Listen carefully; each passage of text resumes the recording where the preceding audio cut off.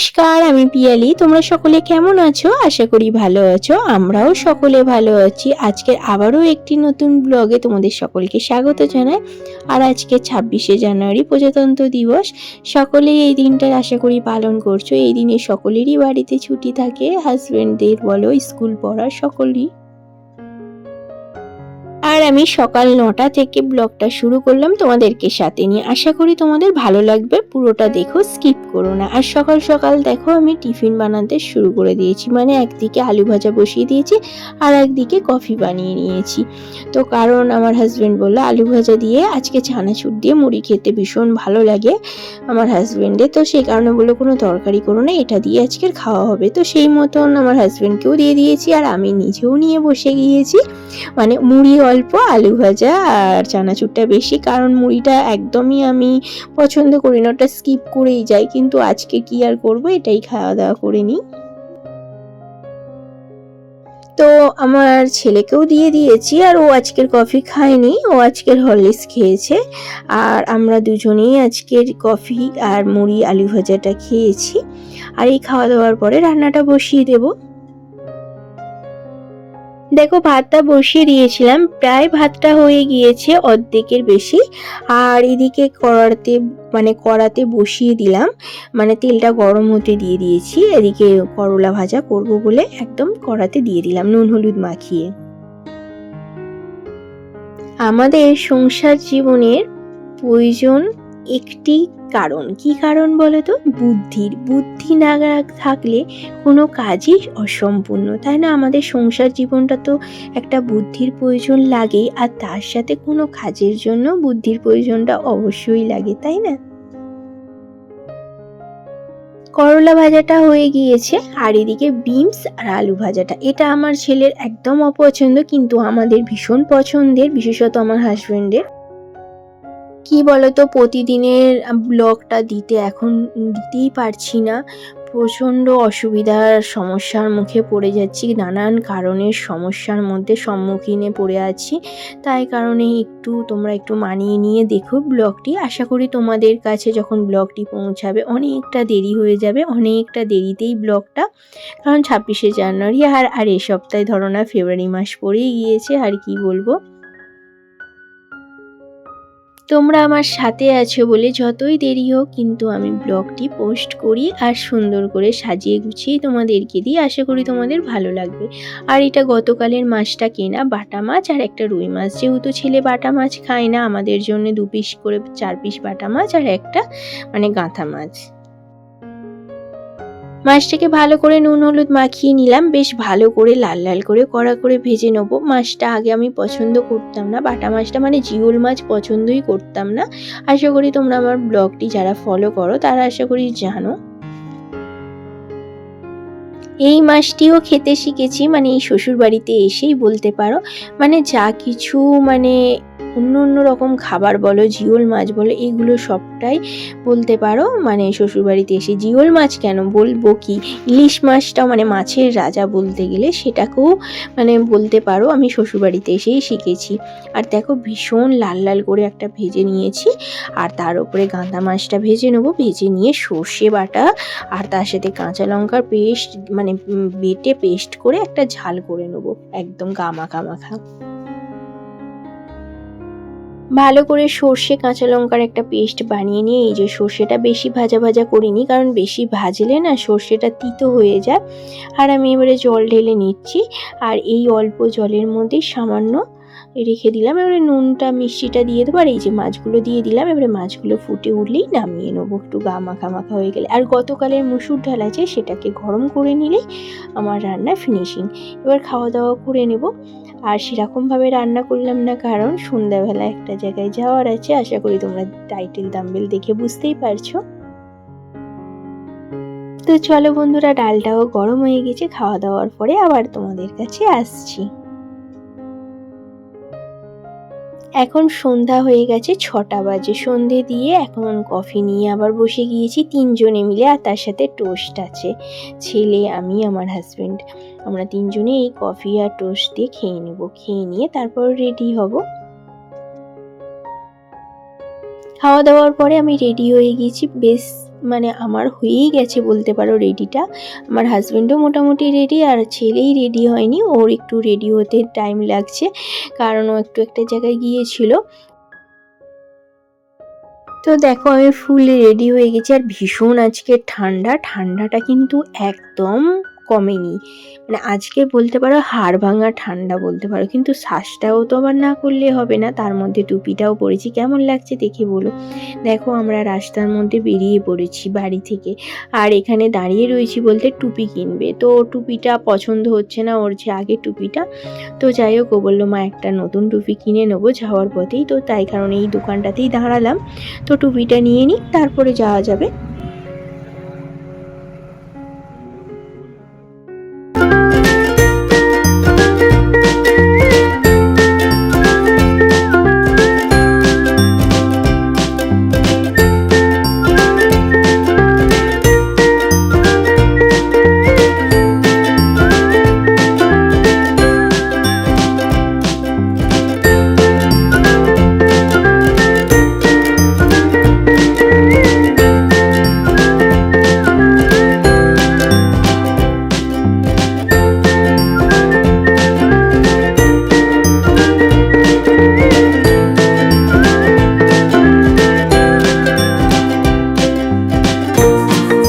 এখানে আসার কথা মেন সেই অনুষ্ঠানে চলে এলাম, মানে নেমন্তন্ন আছে একটা অনুষ্ঠান বাড়িতে। এই যে পার্লারটা এত সুন্দর, ওপরের যে লাইটিংয়ের যে কালেকশনটা করেছে, এই যে ওপরে পার্লার, মানে লেডিস বলো জেন্টস দুটোই করেছে।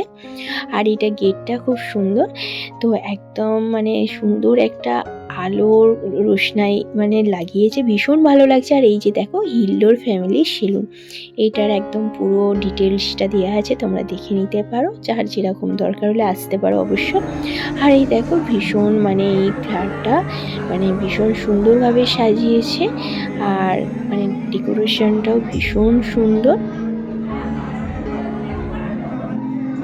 আমরা আস্তে আস্তে ভিতরের দিকে ধীরে ধীরে এগিয়ে যাচ্ছি বা ঢুকে পড়েছি বলতে পারো।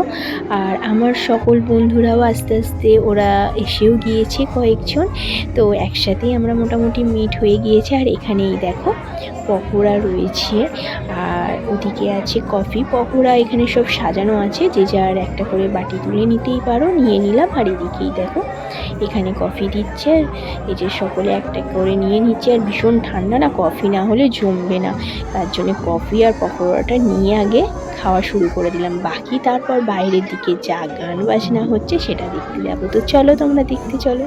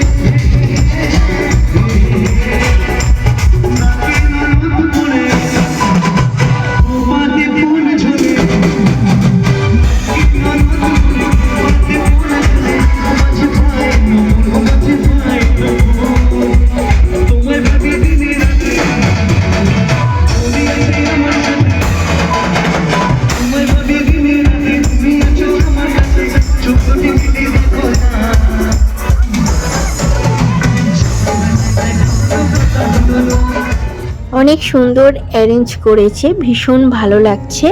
আর এত সুন্দর সুন্দর সিঙ্গারদের নিয়ে এসছে, তোমাদের তো দেখালাম, সুন্দর সুন্দর গান করছে ওনারা। আমরা অনেকটা টাইম কাটিয়ে এসে বাইরে থেকে ভেতরে চলে এলাম। এতটা ঠান্ডা না কি বলবো, তাই কারণে আমরা বন্ধুরা মিলে কিছুটা সময় কাটিয়ে এবারে খাবারের কাছে চলে এলাম।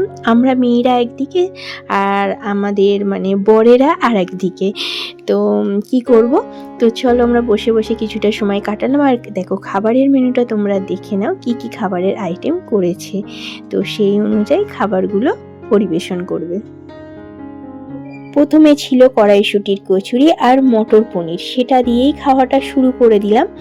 আর বেশ কিন্তু খেতে কিন্তু ভীষণ ভালো লেগেছে, মানে টেস্টি টেস্টি বানিয়েছে বলতে পারো। তারপরে পড়ে গেল আলুর দম, মানে আচারি আলুর দম। আলুর দমটাও কিন্তু ভীষণ একটা এক্সাইটেড ব্যাপার ছিল, খেয়েছিলাম ভীষণ ভালো। তারপরে চলে এলো ফিশ কাটলেট। তো ফিশ কাটলেটটা স্যালাডের সাথে খেলাম, তারপরে স্যালাড ছিল। আর তারপরে রয়েছে ফ্রাইড রাইস আর চিকেন কষা, ভীষণ টেস্টি ছিল খেতে।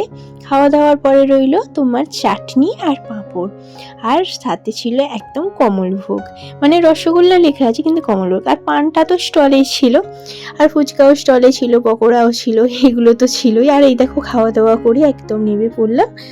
আর একদম বিয়েবাড়ির অনুষ্ঠানই বলতে পারো, যে একটা মানে গৃহপ্রবেশ বলে যে একটা উদ্বোধন, পার্লার উদ্বোধনের যে অনুষ্ঠানে আমরা এসেছি, দেখে কিন্তু মনেই হচ্ছে না। তো যাই হোক, ভালোভাবে আজকে সারাদিনটা বেশ ভালোভাবে কাটলো। আর তোমাদেরকে সাথে নিয়ে তোমরা সকলে ভালো থাকবে আর সুস্থ থাকবে, আবারও দেখা হবে।